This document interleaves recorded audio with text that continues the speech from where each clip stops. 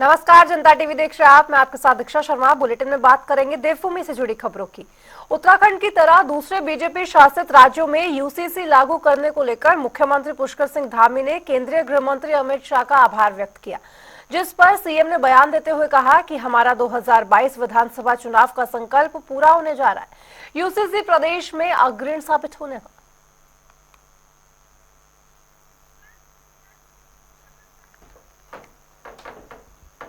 मैं आदरणीय प्रधानमंत्री जी का और आदरणीय गृह मंत्री जी का धन्यवाद करता हूं कि उन्होंने उत्तराखंड राज्य में सबसे पहले ये यूसीसी लागू करने के लिए हमारा मार्गदर्शन किया और हमने उत्तराखंड की देवतुल्य जनता के सामने जो अपना संकल्प रखा था विधानसभा के आम चुनाव में, वो हमारा संकल्प पूरा हो रहा है और हमने जो वायदा किया था वो पूरा हो रहा है। और माननीय गृह मंत्री जी ने कल लोकसभा में, उससे पहले माननीय प्रधानमंत्री जी ने लोकसभा में इसका उल्लेख किया है। मैं पूरे उत्तराखंड की जनता की तरफ से उनका धन्यवाद करता हूं। हम सब गौरवान्वित हैं कि हमें देश की आज़ादी के बाद जो देश का संकल्प था, हमारी पार्टी का संकल्प था, वो सबसे पहले उस दिशा में हम आगे बढ़े हैं। हमने विधेयक के रूप में उसको बना दिया है और ये गंगोत्री उत्तराखंड से निकल रही है और पूरे देश को आने वाले समय में इसका लाभ मिलने वाला है। धन्यवाद। तो वहीं केंद्रीय गृह मंत्री अमित शाह ने संविधान पर चर्चा के दौरान साफ साफ शब्दों में उत्तराखंड में बीजेपी शासित राज्यों में यूसीसी लागू करने की बात कही, जिस पर उच्च शिक्षा राज्य मंत्री देवेंद्र भसीन ने प्रतिक्रिया देते हुए कहा कि यूसीसी को लेकर उत्तराखंड बीजेपी शासित राज्यों के लिए एक नया मॉडल बनकर बाहर आया है। में देख रहे हैं चर्चाएं क्योंकि लगातार होती आई है और अब इस तरीके से अमित शाह जी भी कह रहे हैं, तो किस रूप में देख रहे हैं? देखिए, माननीय मुख्यमंत्री श्री पुष्कर सिंह धामी जी के नेतृत्व में उत्तराखंड में जो यूसीसी लागू होने जा रहा है वो अपने आप में एक ऐतिहासिक कदम है। माननीय धामी जी ने इसकी घोषणा चुनाव से पहले की थी और चुनाव के तुरंत बाद जो है इस पर कार्य प्रारंभ किया था। अब ये अंतिम चरण में है और बहुत शीघ्र ही इसको प्रदेश में लागू किया जाएगा। और हमारे माननीय गृह मंत्री श्री अमित शाह जी ने संसद में जो बयान दिया है, तो निश्चित तौर पर उन्होंने हमारे मुख्यमंत्री जी की, हमारी सरकार की पीठ थपथपाई है। और ये अपने आप में एक ऐसी शुरुआत हुई है जिसका प्रभाव केवल उत्तराखंड नहीं बल्कि पूरे देश में होने वाला है और अन्य राज्यों के द्वारा भी जो है वो इसके बारे में जानकारी ली जा रही है।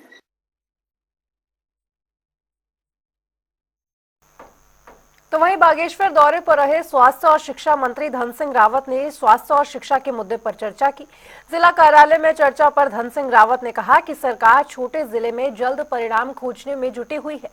वहीं उन्होंने शिक्षा विभाग बागेश्वर पर गलत डाटा जारी करने के आरोप लगाते हुए कहा कि सरकार के प्रयासों के बाद भी बागेश्वर की शिक्षा और स्वास्थ्य व्यवस्था में सुधार नहीं हो पा रहा है। मीडिया से बातचीत करते हुए कैबिनेट मंत्री धन सिंह रावत ने कहा कि बागेश्वर जिले में नए जिला अस्पताल का काम चल रहा है, जिसे आधुनिक संसाधनों से पूरा किया जाएगा।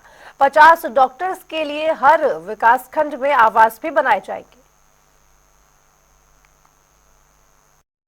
हम बागेश्वर जिले में एक तो डिस्ट्रिक्ट हॉस्पिटल नया बना रहे हैं, उसकी डीपीआर भी आ गई है। उसकी ज़मीन के मुझे लगता है हफ्ता 10 दिन में कागज़ पूरे होके उसका पैसा हम इसी साल अवमुक्त करने जा रहे हैं। एक 25 करोड़ रुपए की लागत से डिस्ट्रिक्ट हॉस्पिटल में क्रिटिकल केयर ब्लॉक बना रहे हैं। हम बागेश्वर ज़िले में लगभग 50 डॉक्टरों के लिए हर ब्लॉक स्तर पे आवास भी बनाने के लिए मैंने आज निर्देश दिए हैं। एक हम चाहते हैं कि कपकोट का हॉस्पिटल और बैजनाथ का हॉस्पिटल, इन दोनों का उच्चीकरण के लिए भी मैंने आज दोनों विधायकों से भी कहा, डिस्ट्रिक्ट मजिस्ट्रेट से भी कहा कि उसका उच्चीकरण के लिए प्रस्ताव दे दीजिए।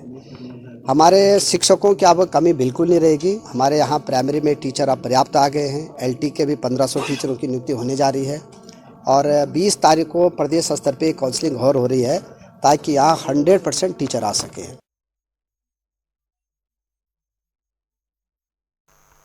प्रदेश में निकाय चुनाव को लेकर राजनीतिक हलचल तेज हो गई है, जिसको लेकर बीजेपी प्रत्याशियों ने अपनी कमर कस ली है। वहीं आरक्षण तय किए जाने के बाद बीजेपी प्रत्याशियों के चयन पर पूरी तरह से जोर दे रही है। इस मामले में बीजेपी के नैनीताल जिला अध्यक्ष प्रताप बिष्ट ने जानकारी देते हुए बताया कि प्रत्याशियों के चयन को लेकर मंथन अपने आखिरी दौर पर पहुंच चुका है। हम आरक्षण को लेकर सरकार के फैसले का सम्मान करते हैं। और हाँ, एक्टिव मोड में भारतीय जनता पार्टी रहती है। और अभी निकाय चुनाव की घोषणा हुई है। इसके बाद चुनाव के साथ साथ ही हमारे संगठन पर्व भी चल रहा था, बूथों का गठन कार्य भी चल रहा था, सक्रिय सदस्यता का काम भी चल रहा था। तो सारी चीज़ें हमारी मैदान पर चल रही थी। अब हम चुनाव के उसमें आए हैं, हमारे पर्यवेक्षक नियुक्त हो चुके हैं, हमारे सभी निकायों के प्रभारी नियुक्त हो गए हैं। हमारे नैनीताल जिले में 7 निकाय हैं, 5 नगर पालिकाएँ हैं, 1 नगर पंचायत है और 1 नगर निगम है। इन सभी में हमारे पर्यवेक्षक आने शुरू हो गए हैं। कल से सभी नगर पालिकाओं में हमारे जो अभी पर्यवेक्षक नियुक्त हुए हैं। तो साथ ही निकाय चुनाव की तैयारियों को लेकर कांग्रेस ने अपने प्रत्याशियों को तय करने की प्रक्रिया को तेज गति से करना शुरू कर दिया है, जिस पर कांग्रेस के वरिष्ठ नेता गोविंद सिंह कुंजवाल ने जानकारी देते हुए बताया कि सभी नामों को पैनल के लिए भेज दिया गया है। इसके अलावा हाईकमान अंतिम फैसला लेगा। इस समय में एक वो स्टेडियम शुरू हुआ था जी, पैसा वैसा भी आ गया था। ये इन्होंने बनाया नहीं उसको दबाव बनाने के लिए उन्होंने 3 दिन की एक कार्यक्रम रखा है। हाँ, कल फॉरेस्ट चीफ के सामने बात हुई थी ना, और विधायक ने भी कहा था कुछ अल्टीमेटम दिया है, पदक वापस करने की बात कही है ना। कल की है हाँ, इसी रैली में की है। हमको ज्ञापन सौंपेंगे वो राम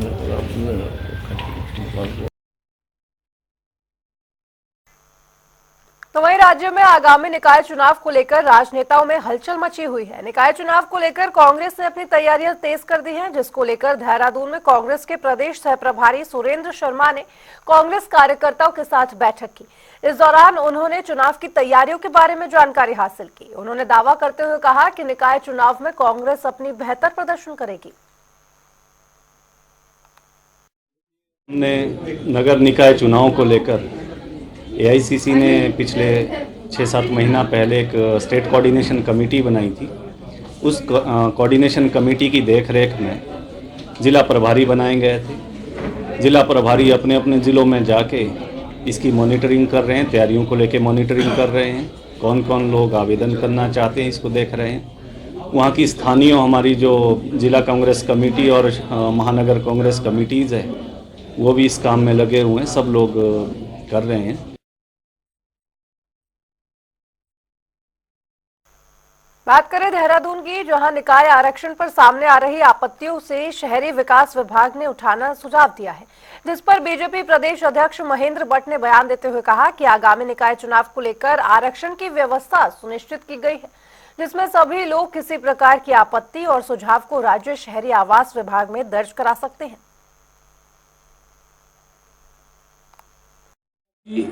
आरक्षण के लिए सरकार ने आपत्तियां मांगी है, अनेकों नगर निगम पालिकाओं में आपत्तियां दर्ज हुई हैं और उसके बाद विधिवत रूप से आरक्षण डिक्लेयर होगा।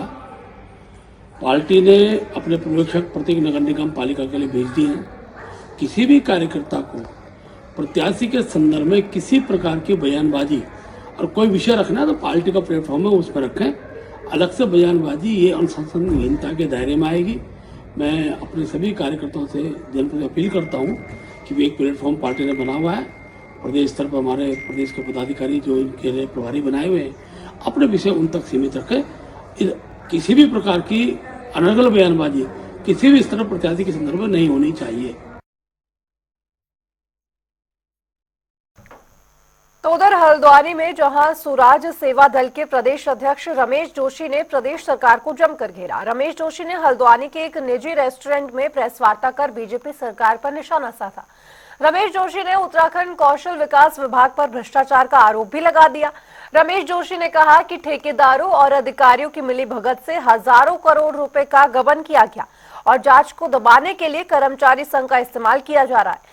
साथ ही सवाल उठाते हुए कहा कि क्या उत्तराखंड में ऐसे ठेकेदार मौजूद नहीं है जो इन सरकारी विभागों में कार्य करवा सकें। बातें करती है सरकार, केवल दरोगा इंस्पेक्टरों तक जेल भेजने का काम करती है या फिर उनको जेल भेज रही है जो मंत्री ने, जिन अधिकारियों ने मंत्रियों की बात नहीं सुनी होगी। वरना सरकार ने जो विजिलेंस बैठा रखी है वो अब इन लोगों को क्लीन चिट देने का काम कर रही है। जितनी भी इन्होंने क्लीन चिट इनको अधिकारियों को दी है, इनकी एक जांच हो जाए जिसकी जांच के साहब, राजेश भट्ट साहब, हमारे तमाम अक्षय कौंडे साहब इस प्रकार के लोग करेंगे तो निश्चित तौर से दूध का दूध पानी का पानी हो जाएगा। तो वहीं देहरादून में बेहतरीन मेडिकल कॉलेजेस के संचालन के लिए चिकित्सा शिक्षा मंत्री धन सिंह रावत ने एसओपी को मेडिकल कॉलेज बनाने के लिए निर्देश जारी किए हैं, जिसमें सभी चिकित्सकों के साथ साथ कर्मचारियों की भी बायोमेट्रिक दर्ज की जाएगी।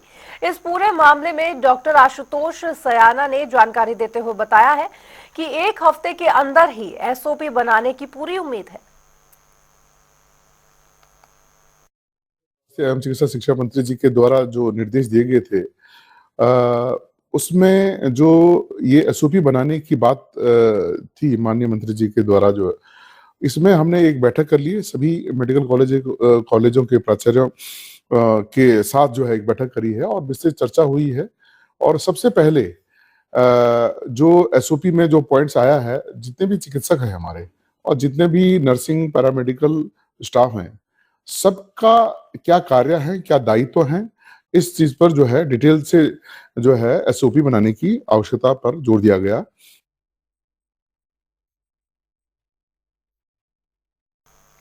बात करें राजधानी देहरादून में बढ़ रहे सड़क हादसों के चलते तो एक बैठक का आयोजन किया गया, जिसमें जोमेटो, स्विगी और साथ ही Blinkit online food delivery company के प्रतिनिधियों ने हिस्सा लिया। कंपनी के प्रतिनिधियों से सम्मान की डिलीवरी करने वाले कर्मचारियों की लिस्ट मांगी गई है। अगले साल जनवरी 2025 से ट्रेनिंग कराए जाने का प्रस्ताव भी रखा गया है, जिससे यातायात नियमों का पालन करने के साथ ही जरूरी टिप्स भी दिए जाएंगे, जिससे सड़क दुर्घटनाओं से बचा जा सके। ये जितनी भी कंपनियां हैं, जोमेटो, स्विगी, ब्लिंकिट, जो कि ग्रोसरी के सामान को डिलीवर करती हैं या खाने के सामान को घर घर डिलीवर करती हैं, इनका जो बेसिक जो इनकी डिलीवरी का पैटर्न है, जिसके अंतर्गत 2 व्हीलर्स में जो ड्राइवर्स हैं वो इनको डिलीवर करते हैं। और इनके जो कार्यप्रणाली को देखते हुए देखा गया कि अक्सर एडवर्टाइजमेंट में लिखा रहता है कि आधा घंटे के अंदर डिलीवरी होती है, जिससे कि ये संभावना बनी रहती है कि जो डिलीवरी बॉय है वो वाहन को तेज चलाने का प्रयास करेगा। उसको देखते हुए हमने कंपनी के सारे प्रतिनिधियों को बुलाया गया था। अभी हमारे पास उनकी जारी जानकारी है कि कितने डिलीवरी बॉय उसमें लगे हुए हैं, जिनकी संख्या लगभग 2000 है। तो उधर मसूरी में प्रतिदिन भू माफियाओं के हौसले बुलंद होते जा रहे हैं। एसडीएम के निर्देश के बावजूद भी भू माफिया नियमों की धज्जियां उड़ाने में लगे हुए हैं। जहां खड़े पहाड़ को काटने का काम किया जा रहा है, जिसके बाद लोगों में भी भारी रोष देखने को मिल रहा है। मामले को लेकर सामाजिक कार्यकर्ता ललित मोहन काला ने एसडीएम मसूरी को शिकायत पत्र भी भेजा है, जिसमें पहाड़ को काटने के काम को रोकने की अपील भी की गई है।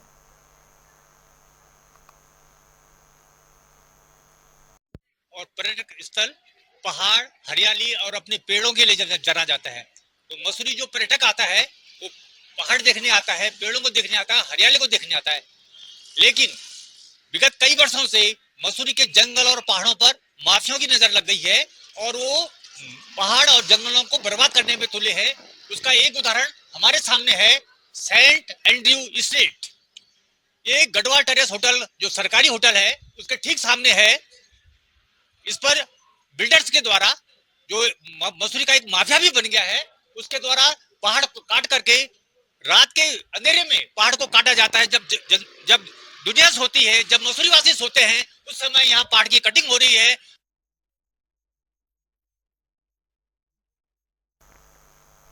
खराब सड़कों के कारण लोगों को आवाजाही करने में परेशानियों का सामना करना पड़ रहा है। वहीं सड़कों में गड्ढे होने की शिकायत मिलने के बाद कुमाऊं कमिश्नर दीपक रावत ने हल्द्वानी का दौरा किया और इस दौरान उन्होंने अधिकारियों को जमकर फटकार भी लगाई।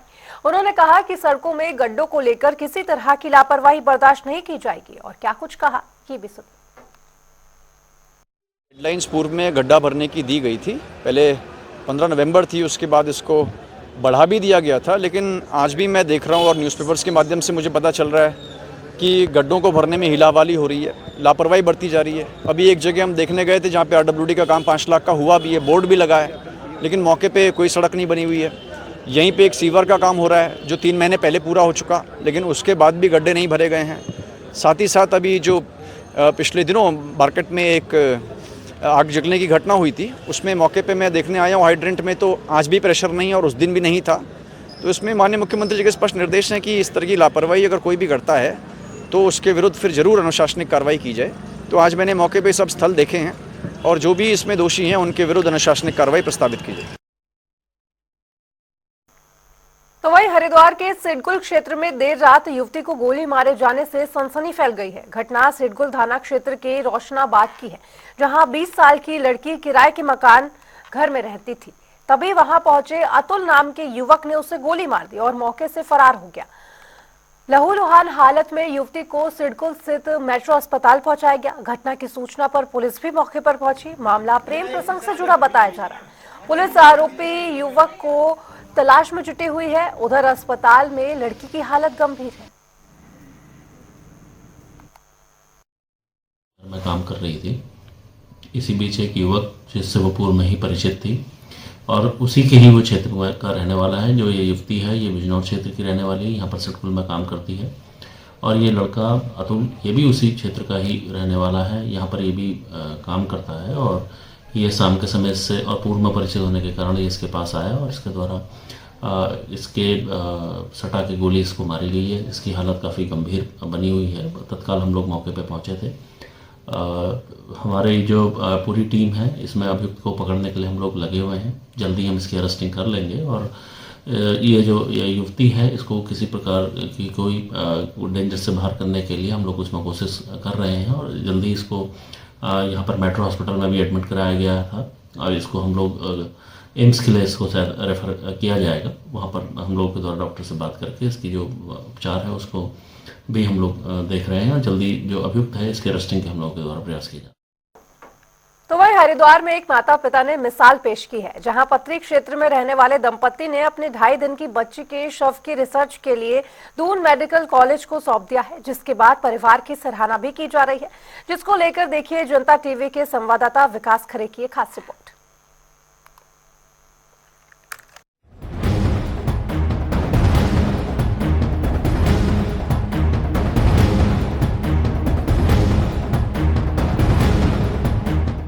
हरिद्वार से हैरान करने वाला मामला सामने आया है, जहां एक माता पिता ने अपने जिगर के टुकड़े को मेडिकल कॉलेज को सौंप दिया। आपको बता दें, पथरी थाना क्षेत्र के पुरुषोत्तम नगर के रहने वाले राम मेहर सिंह की पत्नी नैन्सी ने 8 दिसंबर को एक बच्ची को जन्म दिया था, जहां बच्ची की हालत ठीक न होने पर डॉक्टर ने उसे सीसीयू में रखा। हालांकि 11 दिसंबर की सुबह बच्ची की मौत हो गई। वहीं परिवार बच्ची के शव को घर वापस लाने की तैयारी में जुटा था, लेकिन उसी वक्त ददीची देहरादून समिति से जुड़े लोगों ने उनसे संपर्क किया और बच्ची के देहदान के लिए उन्हें प्रेरित किया, जिसके बाद समिति और चिकित्सकों की बात से प्रभावित होकर राम मेहर सिंह और उसकी पत्नी ने बच्ची के देहदान करने का निर्णय लिया। सर दान करना, सर हम क्या बताएं, हमारी तो वाइफ हैं जिन्होंने 9 महीने बिटिया को पेट में रखा, तो उसके लिए बहुत ही ज़्यादा था ये निर्णय लेना ना सर, कि भाई क्योंकि बिटिया को एकदम से डोनेट करना, समझना, क्योंकि उसकी भी समझ में कुछ नहीं आ रहा था, बट लेकिन जिस चीज़ के बारे में उसे बताया गया कि भाई इस चीज़ से प्रेरणा ही मिलेगी, कोई नुकसान नहीं है, तो फिर उसने किस तरह से आपने समझा कि भाई अगर इस पर रिसर्च होती है बॉडी पे तो ये दूसरे लोगों के बहुत काम आ सकता है, जी जी बहुत काम आ सकता है, तो कितनी उम्मीद आपको है इस चीज़ से? इस चीज़ से उम्मीद तो सर पहले तो नहीं थी, लेकिन अब तो उम्मीद बढ़ गई है हमारी, क्योंकि जब हम आए थे यहाँ घर पे तो हम बहुत पछता से रहे थे, क्योंकि मुझे नहीं पता था ये छोटी सी न्यूज इतनी बड़ी हाहाकार मचाएगा ना, ठीक है नहीं सर। अब समझ में आता है कि हाँ जो किया ठीक किया, अच्छा किया, ताकि बच्चों को भी और बड़ों को भी इस चीज़ के बारे में सीख मिलेगी कि भाई अगर कोई ऐसे हादसे होते हैं तो अपने कुछ भी अंग शरीर का डोनेट करना जरूरी है, ताकि अब इसकी काफ़ी चर्चा भी बातचीत की हो रही है, तो आपको लगता है कि इससे लोगों को प्रेरित होना चाहिए, अगर किसी के साथ दुर्भाग्यवश इस तरह की दुर्घटना होती है तो इसके लिए जागरूक होना चाहिए? जी सर जरूर होना चाहिए, बल्कि आदमी को आगे कदम बढ़ाना चाहिए, क्योंकि अभी मैंने देखा है न्यूज़ में, क्योंकि उसमें आए हैं 250 केसेस आ चुके हैं डोनेट करने वाले, क्योंकि अब पहला कदम हमने उठाया तो दूसरा बंदा उठाए तभी आगे बढ़ेंगे, नहीं तो। इतने नवजात बच्चे के साथ कई बार होता है कि किसी बीमारी के साथ बच्चा पैदा होता है, जी पैदा होती मृत्यु हो जाती है, तो अगर छोटे बच्चे के साथ रिसर्च होगी तो ही पता चलेगा ना सर कि क्या उसमें प्रॉब्लम थी, क्या दिक्कत थी। तो ये देश का पहला मामला है जिसके चलते दून मेडिकल कॉलेज के एनाटॉमी विभाग को 2.5 दिन की बच्ची का देहदान किया गया। वहीं जब इतनी कम आयु के बच्चे के शव का दान किया गया तो देहदान की प्रक्रिया के दौरान समिति और चिकित्सकों ने नवजात बच्ची का नाम सरस्वती रखा। इसी के चलते सरस्वती के शव को म्यूजियम में रखा जाएगा। लेकिन बच्ची के देहदान के बाद राम मेहर सिंह और उसकी पत्नी अपने घर पहुंचे और काफी निराश है। हालांकि उन्हें इस बात की संतुष्टि है कि उनके इस कदम से नवजात बच्चों की चिकित्सा में सहयोग मिलेगा। 2.5 दिन की बच्ची को अस्पताल को सौंप देना किसी माँ बाप के लिए आसान नहीं होता, लेकिन हरिद्वार के रहने वाले राम मेहर सिंह और उनकी पत्नी ने एक सच्ची मिसाल पेश की है, जिन्होंने अपने कलेजे के टुकड़े को रिसर्च के लिए देहदान दिया है। जनता टीवी, विकास करे, हरिद्वार। और चलिए बुलेटिन में फिलहाल इतना ही, लेकिन खबरों का सिलसिला जनता टीवी पर लगातार जारी। नमस्कार।